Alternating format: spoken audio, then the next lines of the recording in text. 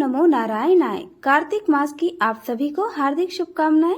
आप सभी का दिन शुभ हो, मंगलमय हो। आज दिनांक है 28 अक्टूबर और दिन है मंगलवार। आज कार्तिक मास के शुक्ल पक्ष की षष्ठी तिथि सुबह 7:59 तक रहेगी। बाद में सप्तमी तिथि प्रारंभ हो जाएगी। आज आप सुनेंगे कार्तिक मास महात्म्य का 22वां अध्याय। उससे पहले सुनते हैं कार्तिक मास में सुनी जाने वाली 8 वारों की कहानी। एक बार एक माँ और उसका एक बेटा था। एक बार माँ कार्तिक स्नान करने गई तो जाने से पहले अपनी बहू से बोल कर गई कि बहू, मेरे बेटे को रोज सुबह रोटी दे दिया करना। बहू ने कहा, अच्छा माँ जी, दे दूंगी। अगले दिन सुबह बेटा उठकर बोला, माँ रोटी दो। बहू बोली, ना तो माँ है ना रोटी, कमा के लाओगे तभी रोटी मिलेगी। वह बोला, भाग्यवान, मैं तो कमाना ना जानूं। लेकिन बहू नहीं मानी। उसने कहा, अच्छा तो 4 रोटी दे दो। बहू ने बनाकर रोटी दे दी और वह रोटी लेकर कुएं की पाल पर जाकर बैठ गया और कहने लगा, राम कमाना ना जानो। तब भगवान एक ब्राह्मण का वेश बनाकर आए और बोले, तुम ऐसे क्यों बैठे हो दास? तो वह बोला, मेरी पत्नी ने कहा है कि कमा के लाओगे तभी रोटी मिलेगी, पर मैं तो कमाना नहीं जानता। तब ब्राह्मण बोले, भैया कमाना तो मैं भी नहीं जानता, हाँ पर मैं 8 वारों के नाम जानता हूँ जिससे तेरे घर में अटूट अन्न का भंडार हो जाएगा। गेहूं के दाने और पानी की घंटी ले लो, एक बर्तन को उगाड़ो और औंधों को सीधा कर दो। ब्राह्मण ने कही, उसने सुनी। रविवार, सोमवार, मंगलवार, बुधवार, बृहस्पतिवार, शुक्रवार, शनिवार 8 वारों का आसरा भरियो, पीहर सासरा अटूट भंडार होते चले गए। घर पहुंच गया तो घरवाली बोली, क्या लेकर आई? उसने कहा, मैं 8 वारों का नाम लाया हूँ। तो उसकी पत्नी ने सोचा चलो कुछ तो लाया है। गेहूं के दाने और पानी की घंटी ला, औंधों को सीधा ढको, उगाड़ो। और उसने कही। उसकी पत्नी ने सुनी। रविवार, सोमवार, मंगलवार, बुधवार, बृहस्पतिवार, शुक्रवार, शनिवार 8 वारों का आसरा भरियो, पीहर सासरा। अब तो उसके अटूट अन्न भंडार भरते चले गए। बहू से बोला, मैं बेटी के घर जा रहा हूँ। फटे से कपड़े पहनकर वह बेटी के घर गया। बच्चे बोले, नाना आए, नाना आए। बेटी बोली, कैसे भेष में आए? बच्चे बोले, मैले भेष में आए। उसने बेटी से कहा, बेटी 8 वारों की मेरी कहानी सुन ले। तो बेटी ने कहा, पिताजी मेरा मुंह तो झूठा है। उसके पिताजी भूखे से ही सो गए। अगले दिन बेटी को तरस आया, पिताजी अपनी कहानी तो सुनाओ। पिताजी ने कहा, गेहूं के दाने लाओ, पानी की घंटी लाओ, ढकों को उघाड़ो, औंधों को सीधा करो। पिता ने कही और बेटी ने सुनी। रविवार, सोमवार, मंगलवार, बुधवार, बृहस्पतिवार, शुक्रवार, शनिवार 8 वारों का आसरा भरियो, पीहर सासरा। अटूट अन्न के भंडार भरते चले गए। बेटी भर भर के धन बांटने लगी तो पड़ोसन ने देखा तो कहने लगी, तुम तो कह रही थी कि मेरे पिताजी कुछ नहीं लाए, फिर भर भर के धन कैसे बांट रही हो? बेटी बोली, पिताजी तो खाली हाथ ही आए थे। यह तो 8 वारों की कहानी का फल है। पड़ोसन कहने लगी, अपने पिताजी से हमको 8 वारों की कहानी सुनवा दोगी क्या? तो उसने अपने पिताजी से कहा। पिताजी बोले, आज तो मेरा मुंह झूठा है, कल सुना दूंगा। अगले दिन उसके पिताजी ने पड़ोसन को 8 वारों की कहानी सुनाई। उसके भी खूब अन्न धन के भंडार भर गए। 8 वारों, जैसे उस ब्राह्मण के 8 वारों की कहानी से सबके अटूट भंडार भर गए, वैसे सबके भरना। कहानी कहते सुनते हुंकार भरने वाले सब पर अपनी कृपा करना। सभी प्रेम से बोलो, 8 वारों की जय। अब सुनिए गौ माता की कहानी। धारणा यह है कि कथा एक समय भीष्म पितामह ने युधिष्ठिर महाराज को सुनाई थी। दरअसल भीष्म पितामह का कहना था कि गाय का मूत्र और गोबर इतना गुणवान है कि इससे हर रोग का निवारण हो सकता है। इतना ही नहीं, इसमें माँ लक्ष्मी जी का वास भी होता है, इसलिए इसे बहुत ही शुभ माना जाता है। हमारे हिंदू धर्म में गाय को माता का दर्जा दिया जाता है। कुछ लोग इसे गाय माँ और कुछ गौ माता भी कहते हैं। यहाँ तक कि अगर हम शास्त्रों का इतिहास देखें तो गाय भगवान कृष्ण को भी बहुत प्रिय थी, इसलिए तो वे अपना अधिकतर समय अपनी गौओं के साथ ही बिताया करते थे। एक बार देवी लक्ष्मी जी ने मनोहर रूप यानी बहुत ही अद्भुत रूप धारण करके गौओं के एक झुंड में प्रवेश कर लिया और उनके इस अद्भुत सुंदर रूप को देखकर गौओं ने पूछा कि देवी आप कौन हैं और कहां से आई हैं? गौओं ने यह भी कहा कि आप पृथ्वी की अनुपम सुंदरी लग रही हो। तब गायों ने एकदम से कहा कि सच सच बताओ, आखिरकार तुम हो कौन और तुम्हें कहाँ जाना है? तुम यहाँ क्यों आई हो? तब देवी लक्ष्मी जी ने, जो कि बहुत ही अद्भुत रूप धरी थी, उन्होंने विनम्रता से गौओं से कहा कि तुम सबका कल्याण हो। असल में मैं इस जगत में अर्थात संसार में लक्ष्मी के नाम से प्रसिद्ध हूँ और सारा जगत मेरी कामना करता है, मुझे पाना ही चाहता है। मैंने दैत्यों को छोड़ दिया था और इसलिए वे सदा के लिए नष्ट हो गए, श्रीहीन हो गए। इतना ही नहीं, मेरे आश्रय में रहने के कारण इंद्र, सूर्य, चंद्रमा, विष्णु, वरुण तथा अग्नि आदि सभी देवता सदा के लिए आनंद भोग रहे हैं। इसके बाद देवी लक्ष्मी जी ने कहा कि जिनके शरीर में मैं प्रवेश नहीं करती वे सदैव नष्ट हो जाते हैं और मैं तुम्हारे शरीर में ही निवास करना चाहती हूँ। लेकिन इसके बाद भी कथा समाप्त नहीं हुई, क्योंकि गौओं ने अभी तक माँ लक्ष्मी जी को अपनाया ही नहीं था। देवी लक्ष्मी जी की इन सारी बातों को सुनने के बाद गौओं ने कहा कि देवी आप बहुत चंचल हो, इसलिए आप कभी कहीं ठहरती नहीं। इसके अलावा आपको बहुतों के साथ भी एक सा ही संबंध है, इसलिए हम तुम्हारी इच्छा नहीं है। तुम्हारी जहाँ भी इच्छा हो तुम चली जाओ। तुमने हमसे बात की, इतने में ही हम अपने आप को तुम्हारी कृतार्थ यानी तुम्हारी आभारी मानती हैं, लेकिन हम तुम्हें अपनाना नहीं चाहती। गौओं के ऐसा कहने पर देवी लक्ष्मी ने कहा कि यह तुम क्या कह रही हो? मैं तो दुर्लभ और सती हूँ, यानी मुझे पाना आसान नहीं है, फिर भी तुम मुझे स्वीकार नहीं कर रही। आखिरकार इसका क्या कारण है? यहाँ तक कि देवता, दानव, मनुष्य आदि सब कठोर तपस्या करके मेरी सेवा का सौभाग्य प्राप्त करते हैं, इसलिए तुम भी मुझे स्वीकार करो। और वैसे भी इस संसार में ऐसा कोई नहीं है जो मेरा पान करता हो। सभी मुझे चाहते हैं, सभी मुझे प्राप्त करना चाहते हैं। देवी लक्ष्मी जी की इन बातों को सुनकर सभी गौओं ने कहा कि देवी, हम तुम्हारा अपमान या अनादर नहीं कर रही, बल्कि केवल तुम्हारा त्याग कर रही हैं, और वह भी सिर्फ इसलिए कि तुम्हारा मन बहुत चंचल है।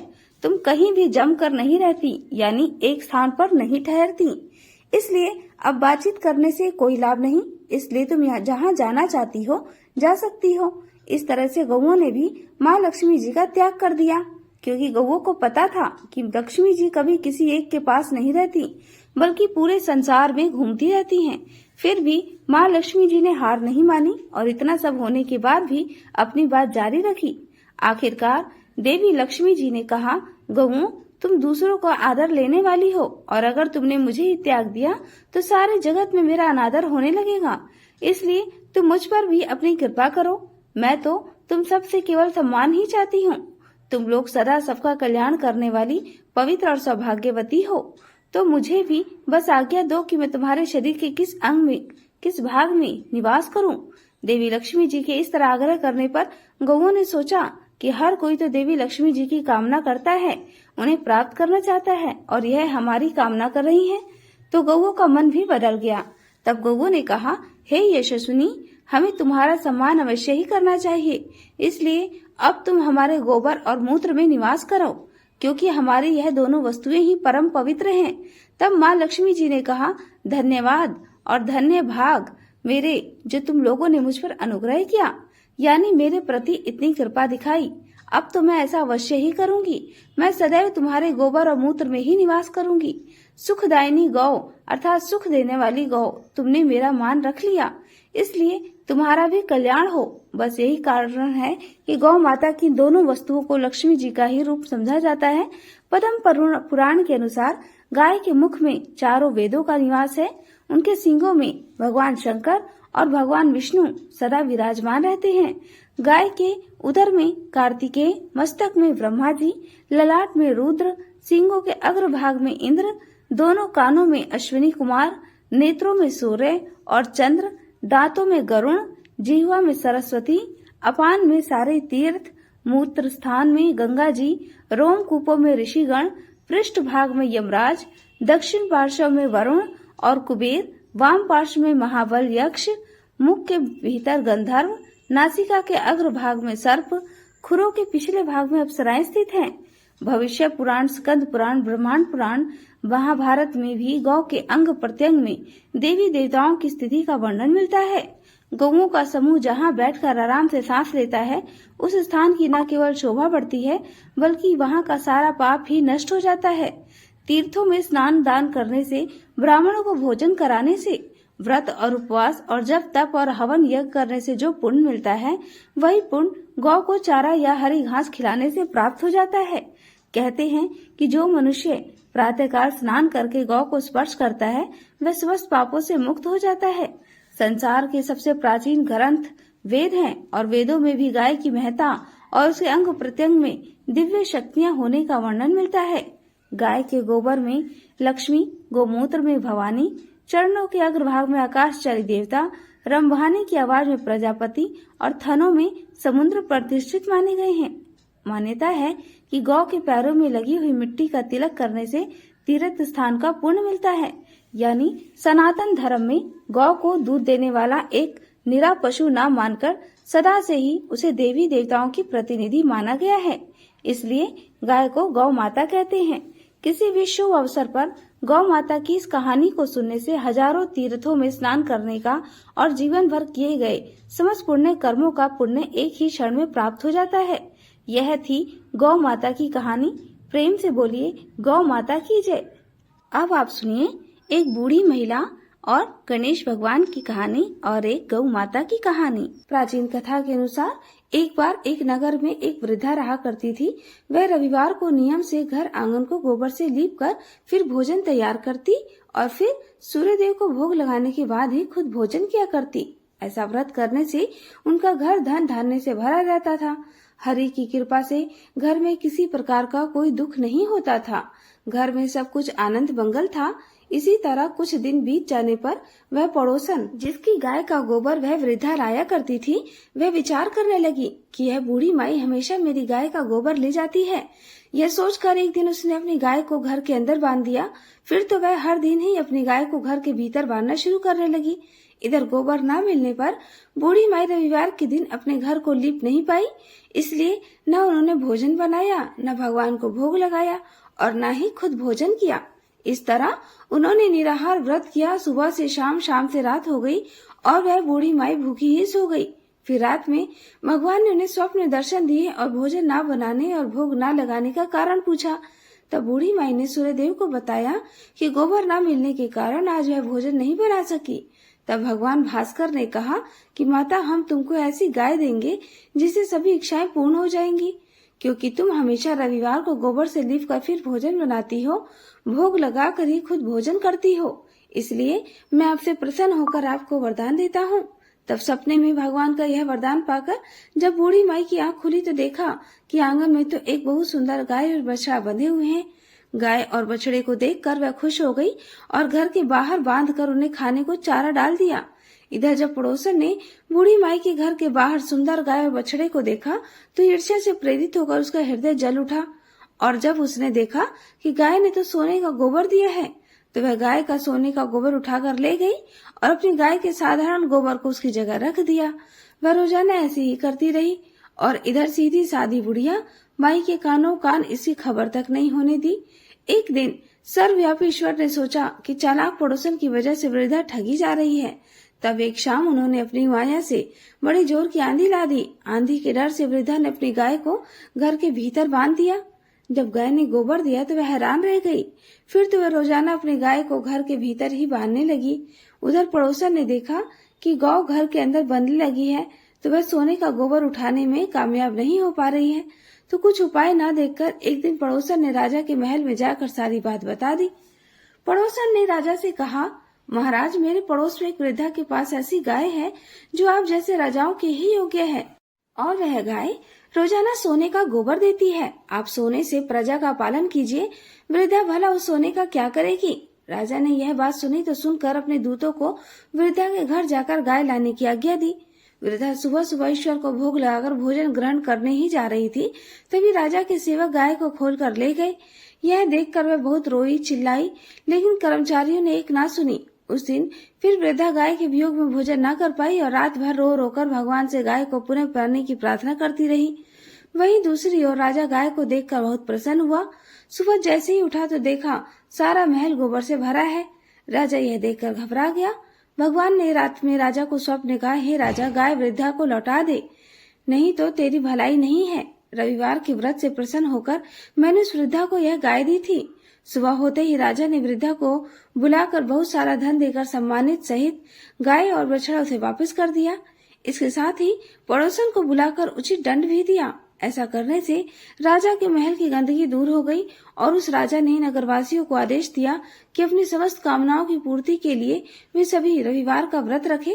और जब प्रजा ने रविवार व्रत का पालन करके कथा का श्रवण किया तो उन सभी के घर में सुख समृद्धि के भंडार भर गए। ऐसी है रविवार व्रत की महिमा। बोलिए सूर्य नारायण भगवान की जय। अब सुनिए कार्तिक मास की सीता नित्यनेम की कहानी। इस कहानी को सीता माता कहती थी और प्रभु श्री राम सुना करते थे। एक दिन श्री राम भगवान को किसी काम के लिए बाहर जाना पड़ा तो सीता माता कहने लगी, भगवान मेरा तो 12 वर्ष का नित्यनेम है, अब आप बाहर जाएंगे तो मैं अपनी कहानी किसे सुनाऊंगी। तब श्री राम ने कहा कि सीते आप कुएं की पाल पर बैठ जाना और वहाँ जो भी औरतें पानी भरने आएंगी उन्हें अपनी कहानी सुना दिया करना। सीता माता कुएं की पाल पर जाकर बैठ गई। तभी एक स्त्री आई। उसने रेशम की जरी की साड़ी पहन रखी थी और सोने का घड़ा ले रखा था। सीता माता उसे देखकर कहने लगी, बहन मेरा 12 वर्ष का नित्यनेम सुन लो। फिर वह स्त्री बोली कि मैं तुम्हारा नित्यनेम सुनूंगी तो मुझे तो घर जाने में देर हो जाएगी और मेरी सास मुझसे झगड़ा करेगी। इसलिए उसने कहानी नहीं सुनी और अपने घर चली गई। लेकिन उसके घर जाते ही उसकी रेशम जरी की साड़ी फट गई, सोने का घड़ा मिट्टी के घड़े में बदल गया। सासू ने देखा तो पूछा, अरे बहू ये किसका दोष अपने सिर लेकर आ गई है। बहू बोली, माँ जी कुएं पर एक औरत बैठी थी, उसने अपनी कहानी सुनने के लिए कहा लेकिन मैंने नहीं सुनी, शायद उसी का यह फल मुझे मिला है। बहू की बात सुनकर अगले दिन वही साड़ी और वही घड़ा लेकर सास कुएं की पाल पर गई। सास को वहीं पर सीता माता बैठी मिली तो माता सीता ने कहा, बहन मेरी कहानी सुन लीजिए। सासू बोली, एक बार छोड़, मैं तो 4 बार कहानी सुन लूंगी। तब सीता माता बोली, राम आए लक्ष्मण आए, देश के पुजारी आए, नित्य नेम का नेम लाए, आओ राम बैठो राम, तपी रसोई जीमो राम, माखन मिश्री खाओ राम, दूध बताशा पियो राम, सूत के पल का मोठो राम, शाल दुशाला पोठो राम, शाल दुशाला ओढ़ो राम, जब बोलूं राम ही राम, राम सवारे सबके काम, खाली घर भंडार भरेंगे, सबका बेड़ा पार करेंगे, श्री राम जय जय राम। सासू बोली, बहन कहानी तो बहुत अच्छी लगी। फिर कहानी सुनकर सासू घर चली गई और उसकी साड़ी फिर से रेशम जरी की बन गई। मिट्टी का घड़ा भी फिर से वापस सोने के घड़े में बदल गया। बहू ने देखा तो कहने लगी, सासू माँ आपने ये सब कैसे किया। सासू बोली, बहू तू दोष लगा कर आई थी और अब मैं दोष उतार कर आ रही हूँ। बहू ने पूछा कि माँ जी वह कुएं वाली स्त्री कौन है। सासू ने बताया कि वह तो सीता माता थी, वह पुराने से नया कर देती हैं, खाली घर में भंडार भर देती हैं, वह लक्ष्मी का वास घर में कर देती हैं और मनुष्य की जो भी इच्छा हो उसे पूर्ण कर देती हैं। बहू बोली, माँ जी फिर तो ऐसी कहानी मुझे भी सुना दो। सास बोली कि ठीक है तुम भी सुनो। फिर सास ने कहानी शुरू की, राम आए लक्ष्मण आए, देश के पुजारी आए, नित नेम का नेम लाए, आओ राम बैठो राम, तपी रसोई जीमो राम, माखन मिश्री खाओ राम, दूध बताशा पियो राम, सूत के पल का मोठो राम, शाल दुशाला पोठो राम, शाल दुशाला ओढ़ो राम, जब बोलूं राम ही राम, राम सवारे सबके काम, खाली घर भंडार भरेंगे, सबका बेड़ा पार करेंगे, बोलो श्री राम जय जय राम। कहानी सुनकर बहू बोली, माँ जी कहानी तो बहुत अच्छी है। सासू ने कहा, ठीक है अब से हम इस कहानी को रोज किया करेंगे। अब सास बहू रोज सवेरे उठती, नहाती धोती और पूजा करने के बाद नित्य नेम की सीता माता की कहानी कहती थी। एक दिन की बात है, उनके यहाँ पड़ोस की एक औरत आई और बोली, बहन जरा सी आँच तो दे देना। तो बहू बोली, आँच तो अभी हमने जलाई ही नहीं। पड़ोसन बोली, तो फिर तुम सुबह 4 बजे उठकर क्या कर रही हो। तो उन्होंने कहा, हम तो सुबह सुबह उठकर पूजा करते हैं, फिर सीता माता की नित्य नेम की कहानी सुनते हैं। पड़ोसन ने उनकी बात सुनकर कहा, सीता माता की कहानी कहने से तुम्हें क्या मिला। तब वे दोनों बोली, सीता माता की कहानी कहने से घर में भंडार भर जाते हैं, सारे काम पूर्ण हो जाते हैं, मन की इच्छा भी पूरी हो जाती है। पड़ोसन ने कहा, बहन अगर ऐसा है तब तो फिर मुझे भी कहानी सुना दो। तब बहू बोली, ठीक है तुम भी यही कहानी सुन लो। राम आए लक्ष्मण आए, देश के पुजारी आए, नित्य नेम का नेम लाए, आओ राम बैठो राम, तपी रसोई जीमो राम, माखन मिश्री खाओ राम, दूध बताशा पियो राम, सूत के पल का मोठो राम, शाल दुशाला पोठो राम, शाल दुशाला ओढ़ो राम, जब बोलू तब राम ही राम, राम सवारे सबके काम, खाली घर भंडार भरेंगे, सबका बेड़ा पार करेंगे, श्री राम जय जय राम। पड़ोसन ने इस कहानी को सुना तो कहने लगी, बहन कहानी तो बहुत अच्छी लगी। अब वह पड़ोसन भी नित्य सीता माता की कहानी कहने लगी। कहानी कहने से सीता माता ने पड़ोसन के भी धन के भंडार भर दिए। देखते ही देखते अब तो पूरे मोहल्ले में नित्य नेम की कथा चल पड़ी और हर किसी की मनोकामना पूर्ण होने लगी। हे सीता माता, जैसे आपने उन सभी के भंडार भरे वैसे ही हमारे भी भरना। कहानी कहने वाले, सुनने वाले और हुंकार भरने वाले सबकी भरना। सभी प्रेम से बोलिए सीता मैया की जय। अब आप सुनिए आज का अध्याय। पिछले अध्याय में आपने गंगा की उत्पत्ति और भगवान विष्णु के वामन अवतार की बहुत ही सुंदर कथा का श्रवण किया। अब आज इस अध्याय में हम गंगा जल की महिमा का वर्णन करते हैं। कार्तिक मास की पावन कथा सुनते हुए राजा पृथु बोले, हे मुनिवर, भगवान विष्णु के पावन वामन अवतार के अवतरण के व्याख्यान सुनकर मैं धन्य हुआ। साथ ही गंगा जी की उत्पत्ति का वृतांत मन को हरने वाला है। कृपया अब आप मुझे गंगा जल की महिमा का कोई सुंदर इतिहास हो तो वह भी बताएं। राजा पृथु की बात सुनकर नारद जी बोले, हे राजन, तुम्हें एक प्राचीन इतिहास बताता हूँ, ध्यान से सुनो। भागीरथ के वंश में सौरदास नाम का एक राजा हुआ जिसका पुत्र मित्र सहा था। मित्र सहा गुरु वशिष्ठ जी के श्राप से राक्षस हो गया, परंतु गंगा जल के प्रभाव से वो भी भगवान के परम पद को प्राप्त हुआ। राजा पृथु और नारद जी की यह पावन कथा सुनकर शौनक आदि ऋषि पूछने लगे, हे सूत जी महाराज, गुरु वशिष्ठ के किस कारण श्राप दिया? कृपया करके वो कथा भी हमें विस्तार पूर्वक कहिए। तब सूत जी महाराज कहने लगे, हे ऋषियों, एक समय राजा सौरदास कुछ साथियों से ही शिकार खेलने के लिए वन में गए। वहाँ पर अनेक मृगों का शिकार किया। फिर भूख प्यास से दुखी हो राजा नदी के तट पर आया। यहाँ पर उसका पुत्र मित्र सहा नित्य नियम करता था। राजा ने रात्रि वहीं पर ही बिताई। प्रातः काल होते ही वो उठकर फिर शिकार की तलाश में चल पड़े। कुछ दूर जाकर राजा ने देखा कि पर्वत की एक कंदरा में एक व्याघ्र और व्याघिनी मैथुन कर रहे थे। राजा ने उनको देखते ही धनुष और बाण चढ़ाया और उनपे छोड़ दिया। बाण के लगते ही व्याघिनी घायल होकर वहीं पर गिर पड़ी और थोड़ी देर बाद मर गई। तब व्याघ्र राक्षस रूप धारण करके बड़े क्रोध में आकर कहने लगा, राजन, तुमने मेरे साथ बड़ा अन्याय किया है, इसका बदला मैं तुम्हें अवश्य लूंगा। ऐसा कहकर वो राक्षस अत्यंत दुखी हुआ। तत्पश्चात राजा ने अपनी नगरी में आकर संपूर्ण वृत्तांत अपने मंत्रियों से कहा। कुछ समय बीतने पर राजा सौरदास ने मुनियों को बुलाकर अश्वमेघ यज्ञ किया और गुरु वशिष्ठ जी ने विधि पूर्वक ब्रह्मा आदि देवताओं को हविष्य देकर यज्ञ समाप्त किया। फिर स्नान करने के लिए नदी के तट पर चले गए। इतने में वही राक्षस जिसकी राक्षसी को राजा ने वन में मार दिया था, क्रोधित होकर अपना बदला लेने के लिए वहाँ पर आया और गुरु वशिष्ठ जी को वहाँ पर न देखकर उन्हीं का रूप धारण करके राजा से कहने लगा, राजन, हम तो मांस खाएंगे, हमारे लिए मांस बनवाओ, हम स्नान करके अभी आते हैं। इतना कह के वो वहाँ से चला गया। फिर उसी राक्षस ने रसोइये का रूप रखकर राजा को मनुष्य का मांस बनाकर दे दिया। जब वास्तविक गुरु वशिष्ठ जी स्नान करके वापस आए तो राजा ने सोने के थाल में सजा हुआ मांस मिश्रित भोजन उनके आगे परोस दिया। तब गुरु जी ने ज्ञान दृष्टि से मनुष्य के मांस का भोजन जान लिया और क्रोधित होकर राजा को श्राप दिया, राजन, तुमने हमको मनुष्य का मांस खिलाने की चेष्टा की है और राक्षसों का भोजन दिया, सो तुम भी राक्षस हो जाओ। तब राजा ने कहा, हे गुरुदेव, आपकी आज्ञा से ही ऐसा भोजन बनवाया गया है। यह सुनकर गुरु वशिष्ठ जी ने ज्ञान दृष्टि से राक्षस द्वारा राजा के छले जाने का संपूर्ण वृत्तांत जानकर राजा को बताया। तब राजा ने भी क्रोधित होकर अंजलि में जल ले लिया और कहा, आपने अकारण ही मुझको श्राप दिया, इस कारण मैं भी आपको वही श्राप देता हूँ कि राजा जब बोलने को ही था, श्राप देने के लिए तैयार ही हुआ, तब उनकी रानी दमयंती कहने लगी, आप क्षत्रिय पुत्र हैं, क्रोध का त्याग दें, जो भोग आपके भाग्य में लिखा है उसको भोगे। जो मनुष्य गुरु से हुंकार तंकार करता है वो वन में जाकर भ्रम राक्षस होता है। पत्नी के वचनों को सुनकर राजा क्रोध त्याग कर विचार करने लगा कि अब क्या करना चाहिए। फिर राजा ने उस जल को ज्यों ही अपने पैरों पर डाला त्यों ही उसके पैर काले पड़ गए। इसी कारण वो राजा कलामाश पाद के नाम से विख्यात हुआ।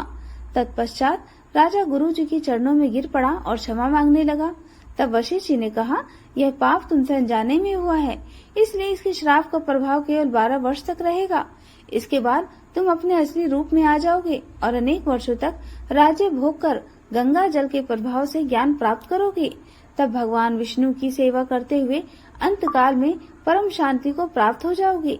इतना कह के गुरु वशिष्ठ जी अपने आश्रम को चले गए और राजा राक्षसी देह को प्राप्त हो गया। वो भूख प्यास से दुखी हो निर्जन वन में फिरने लगा।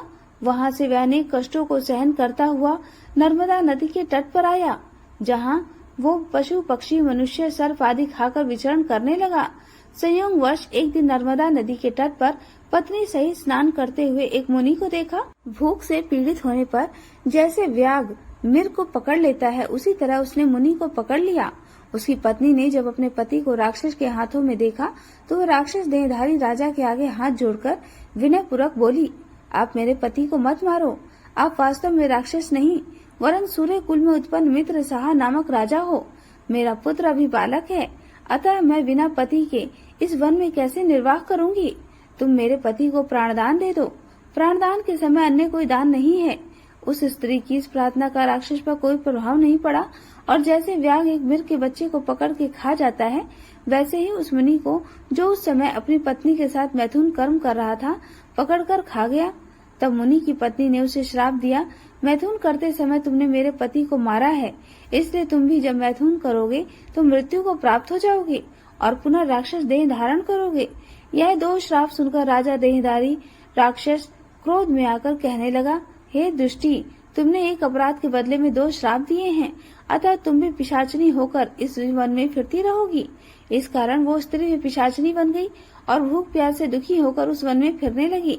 इस प्रकार वो राक्षस और पिशाचनी दोनों घूमते फिरते नर्मदा नदी के किनारे एक वट वृक्ष पर गुरु निंदक एक बहरा राक्षस रहता था। उन दोनों को वहाँ पर आया देखकर वो भी कहने लगा, अरे तुम कौन हो और किस पाप से इस दशा को प्राप्त हुए हो। तब राजा ने अपना और पिशाचनी का सारा वृत्तांत सुनाकर कहा कि अब अपना वृत्तांत हमसे कहिए, क्योंकि हम और आपसे आज मित्र हुए हैं, इसलिए मित्र से कोई भी बात छुपानी नहीं चाहिए। जो मित्र छल कपट करता है वह पाप का भाग्य होता है, इसलिए अब आप मुझे अपना संपूर्ण वृत्तांत सुनाइए। तब ब्रह्म राक्षस कहने लगा, हे मित्र, मैं मगध देश में प्रवीण सोमदत्त नाम का ब्राह्मण था। मैंने मद में आकर अपने आप को बहुत बड़ा विद्वान मानकर गुरु का अपमान किया। इसी पाप के कारण मैं इस दशा को प्राप्त हुआ हूँ। मैंने इस योनि में आकर भूख से दुखी हो अनेक ब्राह्मण खा डाले हैं। गुरु के अपमान के कारण ब्रह्म राक्षस की योनि प्राप्त होती है, यह मैंने भली प्रकार जान लिया है। तब कलशमात पाद ने पूछा, हे मित्र, गुरु की कोटि में कौन कौन से आते हैं। यह सुनकर सोमदत्त ने कहा, वेदों को पढ़ाने वाले, सुनाने वाले, नीति शास्त्र तथा वेदों की व्याख्या करने वाले, वेदों के संदेह को दूर करने वाला, भय से रक्षा करने वाला, अन्नदाता, शिक्षा देने वाला, बुरे कर्मों से रोकने वाला, ससुर, मामा, पिता, जेठ, भ्राता, गर्भ में मरण प्रयाण संस्कार कराने वाला तथा राजा, इन सब की गुरु संज्ञा है, इसलिए इन सब की वंदना करनी चाहिए। तब पुनः कलाशपात पूछने लगा, तुमने अनेक गुरु कहे, इनमें से कोई बड़ा भी है या सब बराबर हैं? तो सोमदत्त कहने लगा, मित्र, यद्यपि हम राक्षस हैं, साथ ही भूख और प्यास से दुखी भी हैं, मगर गुरु महिमा का वर्णन करने से निश्चय ही हमारा कल्याण होगा। यद्यपि सब गुरु बराबर हैं, फिर भी इस संबंध में शास्त्रों की व्याख्या सुनो। वेद तथा मंत्रों का उपदेश करने वाला, धर्म शास्त्र तथा पुराणों की व्याख्या व उपदेश करने वाला, यह विशेष गुरु हुए। इनमें से भी प्रमुख गुरु वो है जो देव पूजन कराएं, देव पूजा का फल बतलाएं अथवा गुप्त मंत्र का उपदेश दें। हमने गौतम ऋषि से धर्म, अर्थ, काम और मोक्ष के देने वाले सब पुराण सुने हैं। एक समय मैं महादेव जी का पूजन कर रहा था, उसी समय श्री गौतम ऋषि वहाँ आ गए। मैंने खड़े होकर प्रणाम नहीं किया, बल्कि पूजा में ही लगा रहा। तब महादेव जी ने मुझे गुरु का अपमान करने के दोष में ब्रह्म राक्षस बना दिया। उसी पाप के कारण मेरा अंतकरण जला जाता है, न जाने कब इस दुख से मुझे मुक्ति मिलेगी। इतनी कथा कहकर सूत जी पुनः बोले, हे ऋषियों, इस प्रकार गुरु महिमा का वर्णन करने से उनके सब पाप नष्ट हो गए। इतने में उन्होंने दूर से आते हुए गर्ग मुनि को देखा, जो दोनों राक्षस तथा पिशाचिनी अपने हाथ उठाकर उनकी ओर भागे और बोलने लगे, हमारा भोजन आ गया, हमारा भोजन आ गया। परंतु फिर गर्ग ऋषि के कहते हुए वचनों को याद करके उनके निकट न जाकर दूर से ही पिशाचिनी कहने लगी, हे महात्मन, आपको नमस्कार है। हमने कितने ही ब्राह्मण खा डाले, परंतु आप महादेव जी के नाम से सुरक्षित हैं। तब गर्ग मुनि ने तुलसी दल युक्त गंगा जल से उनका अभिषेक किया। अभिषेक होते ही वो राक्षस देह से मुक्त होकर देव रूप हो गए। पुत्र युक्त ब्राह्मणी और सोमदत्त विष्णु रूप शंख चक्र गदा पद्मधारी होकर गर्ग जी की स्तुति करते हुए विष्णु लोक को चले गए। कलमाश पाद अपने रूप को प्राप्त कर सोच में पड़ गया। उसकी इस प्रकार सोच में पड़े देखकर गुप्त रूप से सरस्वती जी बोली, हे राजन, तुम सोच में मत पड़ो। राज्य सुख भोगने के बाद अंत में तुम भी विष्णु लोक को ही प्राप्त हो जाओगे। इन वचनों को सुनकर राजा आनंदित हो गया। तत्पश्चात उसने अपने गुरु का स्मरण किया और गर्ग ऋषि को प्रणाम करके श्री गंगा जी की स्तुति की। फिर विष्णु जी का स्मरण करता हुआ वह काशी चला गया। 6 मास तक काशी जी गंगा और विश्वेश्वर महादेव के दर्शन करता हुआ अति आनंद के साथ अपने राज्य को आया। तब गुरु जी ने उसका अभिषेक किया। तत्पश्चात अनेकों भोगों को भोग कर अंत काल में वह मोक्ष को प्राप्त हुआ। सूची अन्य ऋषियों से कहने लगे, इसमें आश्चर्य जैसी कोई बात नहीं। भगवान का गुणगान करने से मनुष्य ही अवश्य मोक्ष को प्राप्त हो जाता है। गंगा के स्नान से मनुष्य के करोड़ों जन्मों के पाप भी दूर हो जाते हैं। कार्तिक मास महात्म का अध्याय 22 समाप्त हुआ। अब सुनिए कार्तिक स्नान की अगली कथा, कर्माबाई की खिचड़ी और ठाकुर जी की। एक किसान परिवार में कन्या का जन्म हुआ। कन्या का जन्म होने पर पिता ने अपनी कन्या का नाम रख दिया कर्मा। परिवार के सभी लोग कर्मा को कर्माबाई कहकर पुकारने लगे। कर्माबाई के पिता भी बहुत बड़े कृष्ण भक्त थे। उन्होंने अपने घर में ही भगवान कृष्ण का मंदिर बना रखा था, जहाँ वे रोज नियम से भगवान कृष्ण की पूजा करते, उन्हें भोग लगाते और भोग लगाने के बाद ही वे भोजन ग्रहण किया करते। अब यह उनका हर दिन का नियम था। इसी प्रकार धीरे धीरे समय बीतता गया। कर्माबाई रोज अपने पिता को कृष्ण भगवान की पूजा करते देखती, उन्हें भोग लगाते देखती। साथ ही कर्माबाई यह भी बहुत ध्यान से देखती कि जब तक भगवान कृष्ण को उसके पिता भोग नहीं लगा लेते, वे भोजन नहीं करते। धीरे धीरे अपने परिवार में यह सब देखते और सीखते कर्माबाई का बचपन बीत रहा था। कर्माबाई भी भगवान कृष्ण की पूजा करती थी। अब कुछ वर्ष बीते। कुछ वर्षों के बाद कर्माबाई के पिता कुछ दिनों के लिए तीर्थ यात्रा पर जाने लगे। यात्रा पर जाने से पहले उन्होंने अपनी पुत्री को यानी कि कर्माबाई को भगवान कृष्ण की पूजा विधि समझाई और कहने लगे कि वह भगवान कृष्ण को भोग लगा कर ही भोजन ग्रहण करे, घर का अच्छे से ध्यान रखेगी। इस प्रकार कर्माबाई ने अपने पिता से कहा कि पिताजी, आप परेशान मत होइए, मैं भगवान कृष्ण को हर दिन नियम से भोग लगाऊंगी, उनकी अच्छे से देखभाल भी करूंगी। इस प्रकार पिता अपने घर की देखरेख का जिम्मा कर्माबाई को सौंपकर कुछ दिनों के लिए तीर्थ यात्रा पर चले गए। अब अगले दिन कर्माबाई ने सुबह जल्दी उठकर घर की साफ सफाई की और स्नान करके जल्दी जल्दी उठकर कृष्ण भगवान को भोग लगाने के लिए बाजरे की खिचड़ी बनाई। अब जब कर्माबाई ने खिचड़ी की थाली में डाला, उसमें घी और गुड़ मिलाया और कृष्ण भगवान को भोग लगाने के लिए खिचड़ी की थाली भगवान के सामने रख दी। तब हाथ जोड़कर उसने कहा, भगवान, आपको जब भी भूख लगे तब आप ये खिचड़ी खा लेना, मैं तब तक घर के दूसरे काम कर लेती हूँ। ऐसा कहकर कर्माबाई अपने काम में लग गई। थोड़ी देर के बाद आकर उसने देखा थाली तो ऐसी की ऐसी रखी थी, भगवान ने तो भोग लगाया ही नहीं। कर्माबाई ने सोचा, चलो कोई बात नहीं, शायद अभी भगवान जी को भूख नहीं लगी हो, कुछ देर बाद जब भूख लगेगी तो खुद ही खा लेंगे। ऐसा सोचकर कर्माबाई फिर से अपने काम में लग गई। अब वह बीच बीच में बार बार देखती रहती कि भगवान ने भोग लगाया या नहीं, भगवान ने भोग लगाया या नहीं। लेकिन खिचड़ी की थाली में से तो भगवान ने एक दाने का भी भोग नहीं लगाया। अब जब भोग नहीं लगाया तो खिचड़ी की थाली ऐसी पड़ी रही। इधर दोपहर का समय हो गया।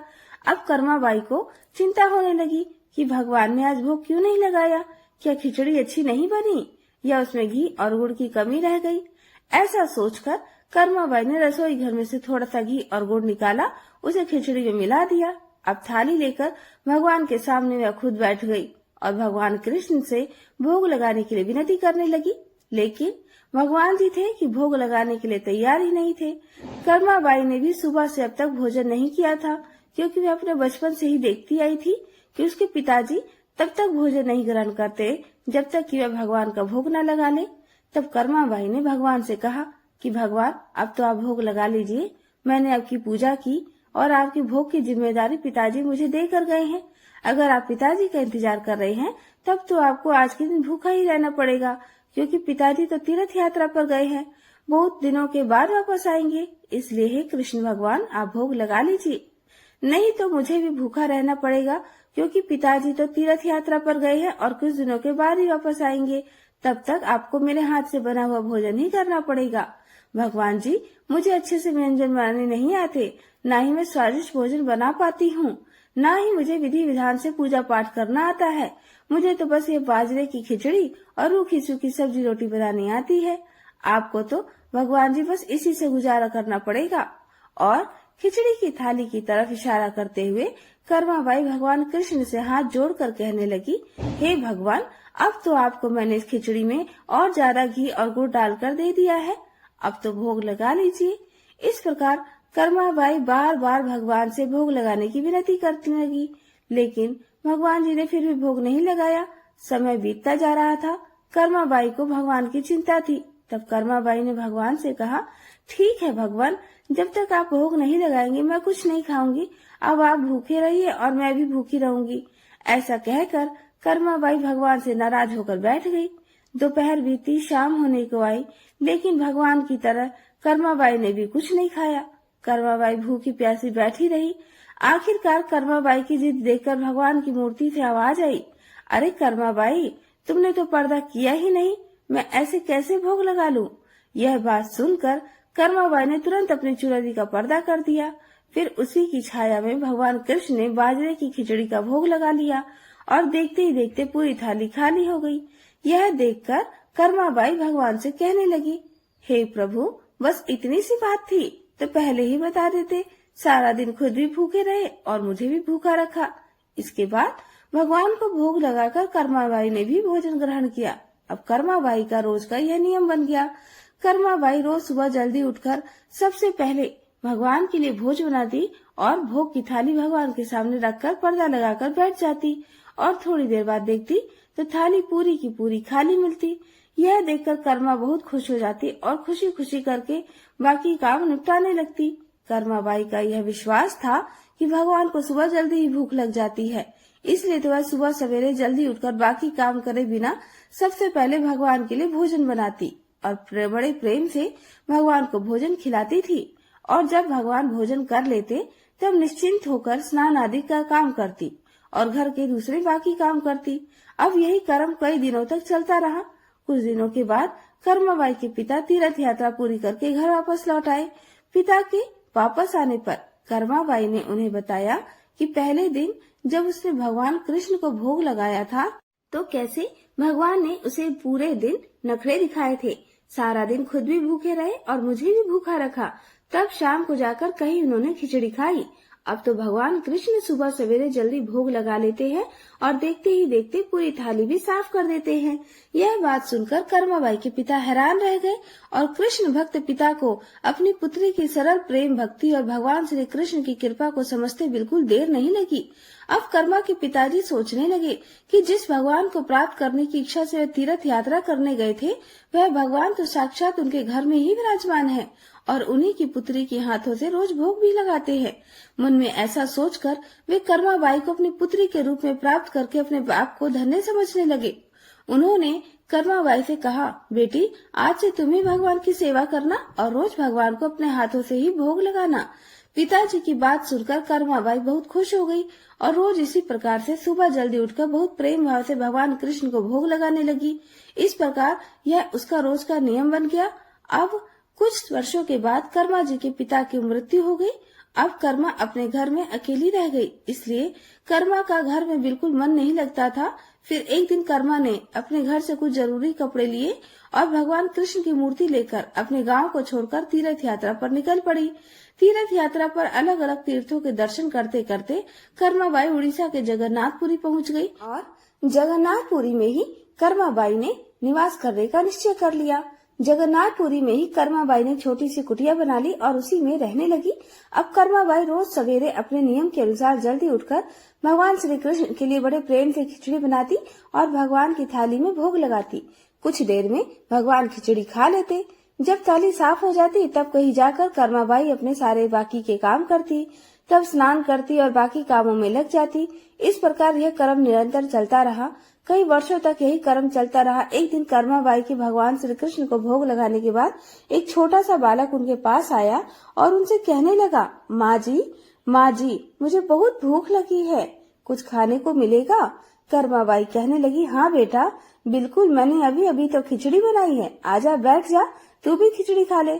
ऐसा कहकर कर्माबाई बड़े प्रेम से उस बालक के लिए एक थाली में खिचड़ी परोस कर ले आई और बड़े प्रेम से उसे खिचड़ी खिलाने लगी। अब बालक भी बड़े चाव से खिचड़ी खाने लगा। दरअसल कर्माबाई के घर में साक्षात भगवान कृष्ण बालक का रूप धारण करके पधारे थे। उधर बालक ने जल्दी जल्दी खिचड़ी खा ली और कहने लगा, माँ जी, खिचड़ी तो बहुत ही स्वादिष्ट बनी है, क्या मैं कल भी खिचड़ी खाने को आऊँ? तब कर्माबाई कहने लगी, अरे बेटा, कल क्या, मैं तो तेरे लिए रोज खिचड़ी बना कर रखूंगी, तू रोज खिचड़ी खाने आ जाया कर। बालक कहने लगा, ठीक है माँ जी, अब से मैं रोज खिचड़ी खाने आऊंगा। ऐसा कहकर बालक चला गया। अगले दिन से वह बालक रोज सुबह सवेरे कर्माबाई के पास खिचड़ी खाने आने लगा। कर्माबाई भी रोज सुबह नियम से जल्दी उठकर भगवान कृष्ण के लिए खिचड़ी बनाती और भगवान के सामने थाली रख देती। फिर भगवान कृष्ण खिचड़ी का भोग लगाते। थोड़ी ही देर बाद वो बालक भी आ जाता, उसे भी बड़े प्रेम से खिचड़ी खिलाती और उसके बाद अपने स्नान दान ध्यान आदि कामों में कर्माबाई लग जाती। एक दिन की बात है, कर्माबाई की कुटिया के पास एक साधु आया।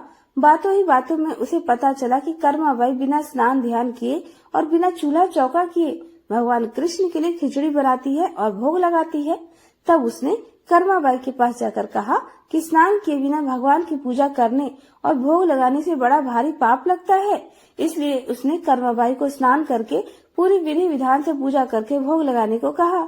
साधु की बात सुनकर भोली भाली कर्माबाई अगले दिन सुबह जल्दी उठकर स्नान करके खिचड़ी बनाने लगी।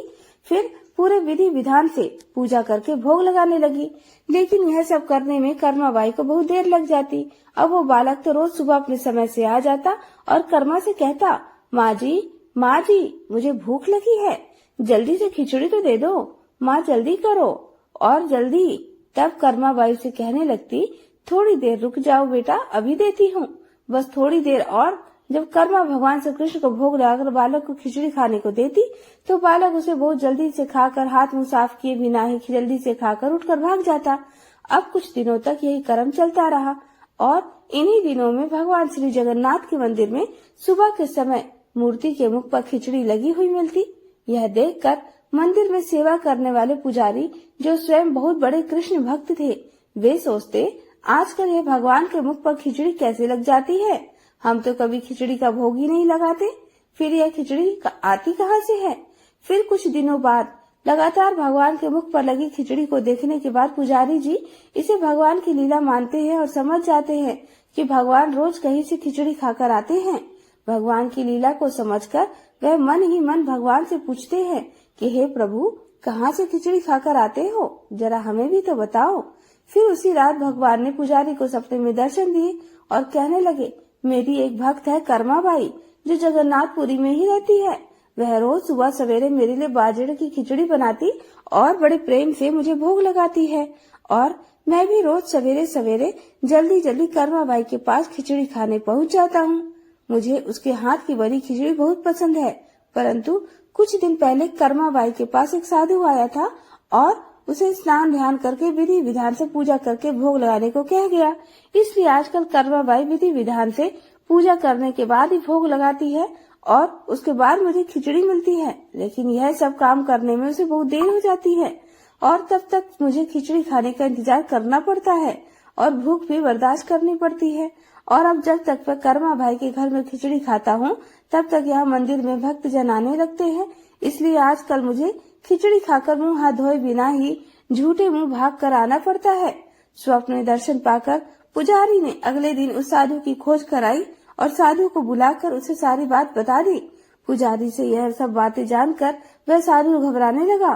घबराता हुआ कर्माबाई के पास जा पहुंचा और कहने लगा, आप पहले की तरह ही सुबह सवेरे जल्दी उठकर भगवान को खिचड़ी का भोग लगाया करो। आपके लिए कोई भी नियम या विधान की जरूरत नहीं है। साधु की बातें मानकर कर्माबाई अब पहले की तरह बिना स्नान ध्यान किए भगवान के लिए भोजन बनाती और फिर उन्हें भोजन कराती। तब तक वह नन्हा बालक भी उनके पास खिचड़ी खाने पहुंच जाया करता। इस तरह से यह क्रम लगातार चलता रहा और एक दिन कर्माबाई संसार को छोड़कर प्रभु के धाम में चली गई। कहते हैं, जब कर्माबाई की मृत्यु हुई तब जगन्नाथपुरी के मंदिर में भगवान के श्री विग्रह के नैनों से अश्रु निकल रहे थे। यह देखकर मंदिर के सभी पुजारी और जगन्नाथपुरी के राजा भी मंदिर में उपस्थित हो गए और प्रभु से विनती करने लगे, हे प्रभु, क्या हमसे कोई भूल या अपराध हो गई है जिसके कारण जगत के पालनहार की आंखों से आंसू निकल रहे हैं। फिर उसी रात पुजारी जी और जगन्नाथपुरी के राजा के स्वप्न में भगवान ने दर्शन देकर कहा, आज माँ कर्माबाई इस लोक से विदा हो गई है और मुझे में ही विलीन हो गई, परंतु अब रोज सुबह सवेरे मुझे बाजरे की खिचड़ी कौन खिलाएगा। फिर अगले दिन जगन्नाथपुरी के राजा ने मंदिर के सभी पुजारियों और संतों से राय ली और यह आदेश जारी कर दिया कि आज से भगवान को सुबह सवेरे सबसे पहले माँ कर्माबाई के नाम से खिचड़ी का भोग लगाया जाएगा, जिससे भगवान को कभी भी माँ कर्माबाई की कमी महसूस न हो। कहा जाता है आज भी भगवान जी श्री जगन्नाथ जी के मंदिर में श्री जगन्नाथ जी के विग्रह को 56 भोग से पहले बाल रूपे खिचड़ी का भोग लगाया जाता है और इसे बाल भोग कहा जाता है। सभी प्रेम से बोलिए कर्माबाई की जय। अब सुनिए तपसी और लपसी की कहानी, क्योंकि बिना लपसी तपसी की कहानी के सुनी गई कथाओं का कोई भी पुण्य प्राप्त नहीं होता। इसलिए कार्तिक मास के हर दिन नियम से अंत में लपसी तपसी की कहानी भी सुनी जाती है। एक बार की बात है, एक लपसी था और एक तपसी था। तपसी तो भगवान की तपस्या करता था और लपसी सवा शेर की लापसी बनाकर उसका भोग लगाकर जीव लेता था। एक दिन वे दोनों आपस में झगड़ा करने लगे। तपसी बोला, मैं बड़ा हूँ। लपसी बोला, मैं बड़ा हूँ। इतने में देवर्षि नारद वहाँ आए और बोले, तुम दोनों क्यों झगड़ा कर रहे हो। लपसी ने बताया कि हे देवर्षि, मैं बड़ा हूँ। और तपसी ने कहा, मैं बड़ा हूँ। तपसी बोला, मैं सारा दिन भगवान की पूजा करता हूँ, इसलिए मैं बड़ा हूँ। यह सुनकर नारद जी ने कहा कि मैं तुम्हारा फैसला कल कर दूंगा। कार्तिक मास चल रहा था। दूसरे दिन लपसी और तपसी नहा कर आए तो नारद जी ने 1.25 करोड़ की अंगूठी उनके सामने फेंक दी। लपसी का ध्यान उस अंगूठी पर नहीं गया। तपसी तपस्या करने बैठा था तो उसे जमीन पर पड़ी हुई अंगूठी दिखाई पड़ी और उसने उसे अपने घुटने के नीचे छुपा लिया और तपस्या करने लगा। उधर लपसी लापसी बनाकर उसका भोग भगवान को लगाकर जीवने बैठ गया। इतने में ही देवर्षि नारद वहाँ प्रकट हुए। उन्हें देखकर दोनों ने प्रणाम किया और फिर दोनों एक साथ पूछा, बताइए देवर्षि, हम दोनों में से कौन बड़ा है। फिर तपसी ने एक बार फिर कहा कि मैं बड़ा हूँ। लपसी हाथ जोड़कर खड़ा रहा। तब देवर्षि ने कहा कि मैं अभी इस बात का निर्णय कर देता हूँ। देवर्षि ने तपसी को इशारा किया और कहा कि तुम जरा अपना घुटना तो उठाओ। तब तपसी के घुटने के नीचे 1.25 करोड़ की अंगूठी निकली, जिसे देखकर नारद जी बोले, यह अंगूठी तूने चुराई है, तुझे तेरी तपस्या का फल नहीं मिलेगा। तब तपसी बोला, हे नारद जी, मेरी तपस्या का दोष कैसे दूर होगा। नारद जी ने कहा, रोटी बनाकर बाटियां नहीं बनाया तो तुझे फल मिलेगा, ब्राह्मण जमाकर दक्षिणा नहीं दी तो तुझे फल मिलेगा, साड़ी देकर ब्लाउज नहीं दिया तो तुझे फल मिलेगा, और जो दिए से दिया जलाए उसका फल तुझे मिलेगा। सब व्रत त्योहारों की कहानी सुनने के बाद जो तेरी कहानी ना सुने उसका फल तुझे मिलेगा। तब से लपसी की तपसी कहानी सुनी और सुनाई जाती है। कहानी सुनने के बाद कहा जाता है, लपसी का फल लपसी ना होयो, तपसी का फल तपसी ना होयो, माँ की कहानी कथा का फल माने को हो। यह थी लपसी और तपसी की कहानी। सभी प्रेम से बोलिए कार्तिक के ठकुराई दामोदर जी की जय।